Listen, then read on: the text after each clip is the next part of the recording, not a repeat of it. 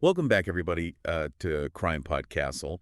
And today we're diving into a case that really shook Bengaluru back in 2022. Oh, yeah, this one. The murder of Kavya Reddy. That's a tough one. It is. We try to cover these cases as sensitively as we can. Of course. And remember that, behind every headline, there are real people who are affected by these crimes. Absolutely. So with that said, are you ready to unpack this one? Yeah, let's get into it. Okay, so let's set the scene. Okay. Bengaluru, 2022. Mm-hmm. Kavya Reddy, a 28-year-old software engineer, Young. very young, is found murdered in her apartment. Tragic. She had been living with her boyfriend, Arjun Mehta, a 30-year-old graphic designer. Okay. Now, on the surface, they just seemed like any ordinary couple. Right. They met through friends. They dated for about a year. And then, they decided to move in together. But as the investigation unfolded, Yeah. things got complicated. It always does. A far more complex and disturbing picture emerged. It reminds me a little bit of that case we covered last month. Oh, yeah, I see what you mean. Where everything seemed fine. Right. And then boom. Right, yeah, this one's got layers. Yeah, a lot of layers to peel back. Yeah, we're going to do some peeling for sure. Yeah. So Kavya, everyone who knew her said she was bright, she was ambitious, just a lovely young woman. Really? Friends and colleagues describe her as intelligent, vibrant, full of life. It's hard to imagine. I know, it really makes you wonder what went wrong. Right. How do you go from, that bright spark Yeah, to something as horrific as this? exactly. How does a relationship that presumably begins with love and affection Right. end in such brutal violence? Such a good question. So, we have to ask, Yeah. was there more to the story? Was there something bubbling under the surface? Exactly. And it turns out that, according to those who knew the couple, Okay. the relationship was far from perfect. Oh. Yeah, friends of the couple had observed that Arjun was possessive and insecure. Ah. Yeah, and there were a lot of arguments, frequent arguments. Yeah. And the tension seemed to just increase over time. That's never good. No, it's not. And it really gets you thinking about that fine line between love and control, Absolutely. How those seemingly small issues Yeah, can fester and grow into something much darker. exactly. And in this case, it seems that the catalyst for the tragedy was a job offer that Kavya received. Oh, wow. Yeah, chance to work overseas. A dream for a lot of folks. It was a dream opportunity for her. Wow. So this is a positive thing for her, Absolutely. This is a huge step forward in her career. but maybe not seen that way by him. Exactly. And that's what's so heartbreaking to think about, Yeah. that this really positive step for Kavya could become the trigger for such a horrific event. Yeah. How could something so good I know. turn into something so bad? So on September 14th, 2022, an argument broke out between Kavya and Arjun. No. Now, we can only presume it was about the job offer. Right. This argument, fueled by this toxic mix of possessiveness and rage, Oh, no. turned deadly. It's just chilling how quickly an argument Right. can turn violent. Especially when those underlying issues All right, control, resentment, are already there. simmering under the surface. Exactly. So Arjun, in a fit of rage, attacked Kavya with a blunt object. Oh, my goodness. The attack was so brutal Really? that she died at the scene. It's hard to even fathom that level of violence. It is. And, in these cases, often it's this sudden explosion Right. of rage, a buildup of resentment. Threat to their control. Exactly. And in that moment, rage takes over and the consequences are irreversible. It's a terrible tragedy all around. Absolutely. Yeah. So after the attack, Arjun panicked. Okay. He locked the apartment and he fled to a relative's house in a nearby city. Wow. So not a good sign. No, not at all. It sounds like he was trying to evade the consequences. Exactly. This wasn't him, feeling remorse or wanting to seek help. Right. It was just pure self-preservation. Just get out of there. Yeah, a desperate attempt to escape what he had done. Mm-hmm. So 2 days pass. 2 days. Before anyone even noticed that Kavya was missing, Wow. her colleagues started to get worried when she didn't show up for work Right. and wasn't responding to their messages, so they contacted her family. Makes you wonder, could anyone have Right. intervened sooner? Yeah, were there any warning signs that were missed? It's a question that haunts a lot of these cases. It really does. Yeah. It's a chilling thought. Yeah. So Kavya's family, alerted by her colleagues, immediately contacted the police. Of course. When the police arrived at the apartment, Mm-hmm. they had to force entry. Oh, no. And inside, they found Kavya's body. That discovery of the crime scene. Yeah. It's always such a pivotal moment in the investigation. Right. It's the beginning of this very long road to try to find some answers. Right. Piecing together the evidence, searching for those seemingly insignificant details that could lead to justice. And in this case, the Bengaluru police. Yeah. They were determined to find the truth. Their focus quickly shifted to Arjun, who at this point was still nowhere to be found. Okay, so the prime suspect. Right. And it's in these high-pressure investigations that it's just so crucial for the investigators to remain objective. Absolutely. Every piece of evidence needs to be treated with equal importance. Right. And in this case, the police launched a full-scale investigation. Wow. Using both traditional methods and modern technology. It's interesting how those two things have to come together now. I know, it's kind of the world we live in, isn't it? It is. Where you have to use the old and the new to get to the truth. It speaks to how crime solving has evolved, you know? It really does. In the digital age. Yeah. So the first thing they did was they started interviewing neighbors. Okay. Gathering witness statements. Right. Now, many neighbors reported hearing loud arguments coming from the apartment in the days leading up to the murder. Oh, wow. So there were signs. There were signs, yeah. And even though eyewitness accounts can sometimes be fallible, they can also corroborate other pieces of evidence. Absolutely, helping to paint a clearer picture of what really happened. Exactly. And it wasn't just witness statements. Okay. There was also physical evidence. Yeah. The forensic team discovered Arjun's fingerprints on the murder weapon. Oh, wow. So that's pretty damning evidence right there. Right. Forensic evidence like that is often the most powerful. Yeah. Because it provides irrefutable proof. You can't argue with fingerprints. Right. You can't argue with science. Right. But the investigation didn't stop there. Okay. They also delved into the digital world. Oh, interesting. Yeah, they analyzed CCTV footage, and they looked at Arjun's mobile phone records. Ah, so using technology to retrace his steps. Exactly. They were digitally retracing his movements after he left the apartment. Wow, so they're building a timeline. Absolutely. Yeah. And it's amazing how technology like that can be used to really map a suspect's actions. Yeah, and reveal their attempts to cover their tracks. Exactly. So armed with all this mounting evidence, the police launched a manhunt. Wow. 5 days after the murder, Arjun was apprehended while trying to flee to another state. Oh, wow. So they caught him. They got him, yeah. That must have been a relief for everyone involved. Oh, absolutely. But, you know, the capture of a suspect is always a turning point in an investigation. Right. But it also marks the beginning of a new chapter. Yeah, one that's focused on justice. Yeah, getting justice for the victim. And during interrogation, Arjun confessed to killing Kavya. He did? He did. He claimed that he just lost control during their argument. Lost control? Yeah, and that confession, while it seems straightforward on the surface, right, it actually raises some complex questions. Oh, how so?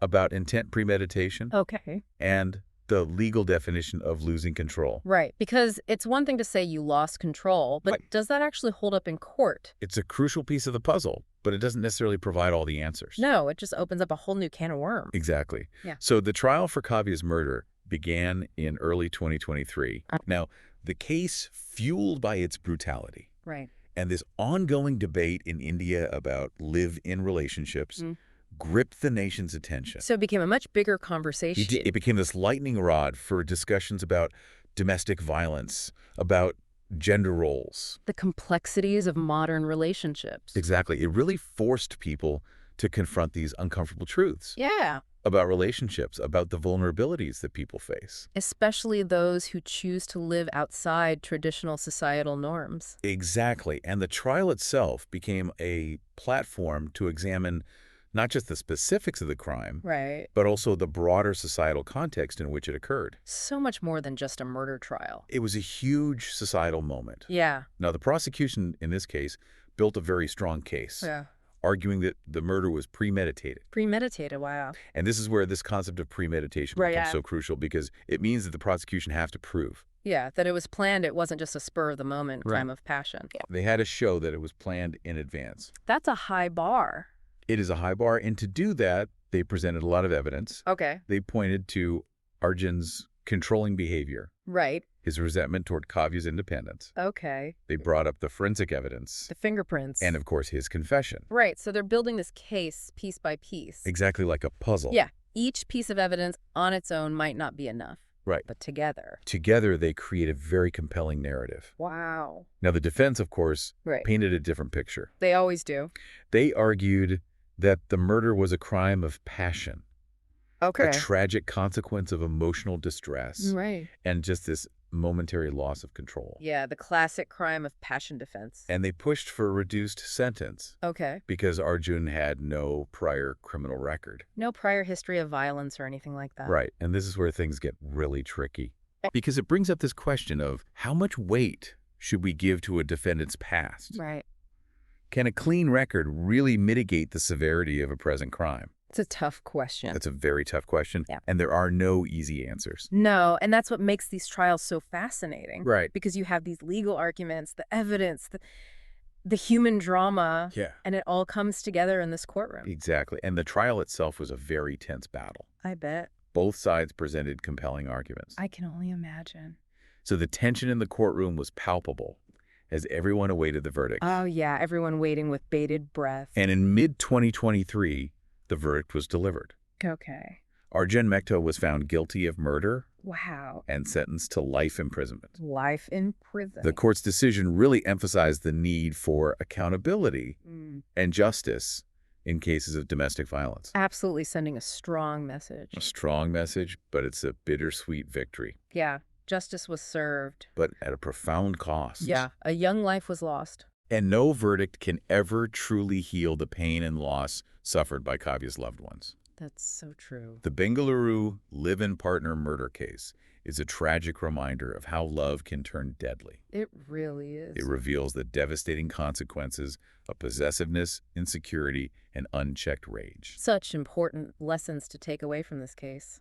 It forces us to confront the darker side of human nature and recognize that even the most seemingly ordinary relationships Yeah, the ones that look fine from the outside. can harbor the potential for tragedy. That's what's so scary about it. It is. We'll be right back after a short break to delve deeper into this case and explore the broader implications of domestic violence. I'm ready when you are. All right, we'll be right back. You know, this case really shook the community. I mean, it was all over the news. It was everywhere, And it really brought up a lot of questions about live-in relationships. especially in India. Yeah, in the context of Indian society. Absolutely. Yeah. Kavya's death sparked this nationwide conversation. Yeah, a lot of people saw it as a stark warning about the dangers of cohabitating Right. outside of traditional marriage, Especially for women. especially for women. Yeah. There was this sense that, maybe it's not safe Right. for women to be living with men outside of marriage. Yeah. But I think it's important to remember that domestic violence, Right. it doesn't discriminate. No, it doesn't. It happens in all sorts of relationships. Absolutely. It transcends all relationship models. Yeah, it's a pervasive issue Tragically. that occurs across all societal structures. And I think focusing solely on their living arrangement Right. risks missing the bigger picture. Exactly. This tragedy shouldn't be used to stigmatize live-in relationships. No, absolutely not. The core issue here was domestic violence. Right. It's about recognizing those toxic behaviors, Yes. regardless of the relationship status Regardless of anything. or societal norms. This case also really highlighted the complexities of identifying and responding to emotional abuse. Oh, that's a good point, because unlike physical violence, Right. Which often leaves visible marks. right, you can see it. You can see the bruises, the cuts. The scars of emotional abuse are harder to detect. So much harder to detect. It's a silent torment, It really is. hidden behind closed doors. So how do we recognize it? That's the question, isn't it? What are the signs? We need to be aware of the subtle signs. Okay, give me some examples. Well, things like controlling behavior, Okay. isolation from loved ones. Right, cutting them off from their support system. Exactly. Constant criticism. Oh. Erosion of self-esteem. So it's a gradual chipping away Yeah, breaking them down. at their sense of self. These are all red flags. Huge red flags. That should never be ignored.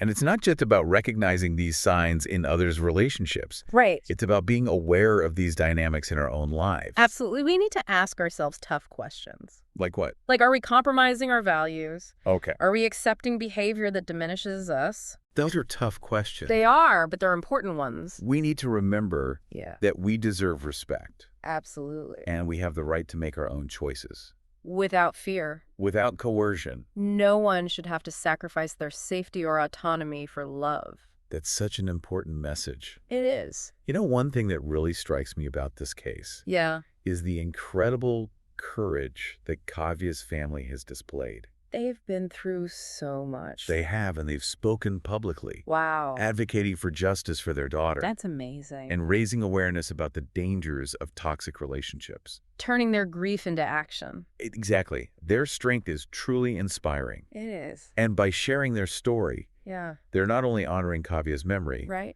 but they're also empowering others to recognize the warning signs and seek help. It's so important to talk about these things. It really is. Silence just perpetuates the cycle of abuse. Absolutely. We need to break the silence. The Bengaluru Live-In Partner Murder case reminds us that we must remain vigilant, not just for ourselves, but for those around us. If you see something, say something. Trust your instincts and speak up. You might just save a life. It's true. And for anyone experiencing or witnessing domestic violence, there are resources available. Please reach out. It's never too late to seek help. You're not alone. Building a society where everyone feels safe and respected. That's the goal. It starts with each of us. We need to continue the conversation. Yes. Challenge harmful attitudes. And create a culture where violence is never tolerated. Nah. This case, while undeniably tragic, has sparked important conversations. I think so, too. And hopefully will lead to positive changes. I hope so. And how we approach relationships and address domestic violence. It's a legacy that honors Kavya's memory. It is. And you know what gives me hope? Yeah. Is that there are incredible organizations and individuals out there working tirelessly to prevent domestic violence and support survivors. So many people doing good work. Yeah. It's reassuring to know that these support systems are out there. From helplines and shelters to counseling services and legal aid. And it's about more than just professional services. Right. It's about the role we can all play. As friends. As family members. As community members. Sometimes just listening without judgment. Right. Offering a safe space. Or helping someone connect with resources. It can make all the difference. It can change a life. It's about believing survivors. Yes. Validating their experiences. And challenging those societal norms that often silence victims and protect abusers. We need to shift the focus from blaming the victim to holding the abuser accountable. Absolutely. The Bengaluru Live-In Partner Murder case is a tragic reminder that love should never be a justification for control or violence. Never. True love is built on respect, equality, and freedom. It's about supporting each other's dreams. Not stifling them. If you or someone you know is experiencing abuse, please reach out for help. You are not alone. There are people who care and want to support you. There's hope. And there is a path to healing. And a brighter future. Thank you for joining us on this deep dive into a complex and heartbreaking case. Yeah, thanks for listening, everybody. We hope this conversation has shed light on the critical issue of domestic violence and inspired you to be part of the solution. It's a conversation that needs to continue. Hey, it's easy to get lost in the darkness of cases like this, but it's important to remember that there is always hope. Yeah, there really is. And what really struck me about this case was how it ignited a conversation. Right. It forced people to confront some really uncomfortable truths about relationships. Yeah, about the potential for violence. And the fact that violence can happen anywhere. Absolutely, even in seemingly ordinary relationships. Right. It challenged that idea that, certain demographics. Certain types of people. Or certain relationship models are immune to this kind of tragedy. Right, like it could happen to anyone. You can happen to anyone, and I think that's what makes it so scary. Yeah, and it's a reminder that we have a responsibility to challenge those societal norms that perpetuate violence. That silence victims. We need to foster a culture of open communication. Absolutely. About healthy relationships, about respectful boundaries. And where seeking help is seen as a sign of strength. Exactly, not weakness. And you know what else gives me hope? What's that? The resilience of Kavya's family. Oh, yeah. And their commitment to turning their grief into something positive. Yeah, they've done some amazing advocacy work. They really have. And they've channeled their pain into this mission to educate others. Right, to raise awareness about the warning signs of abuse. And advocate for stronger support systems for victims.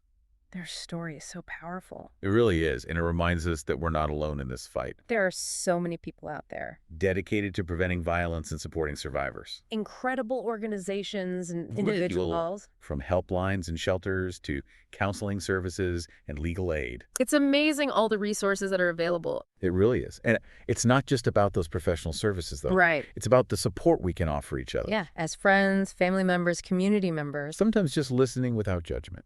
Right.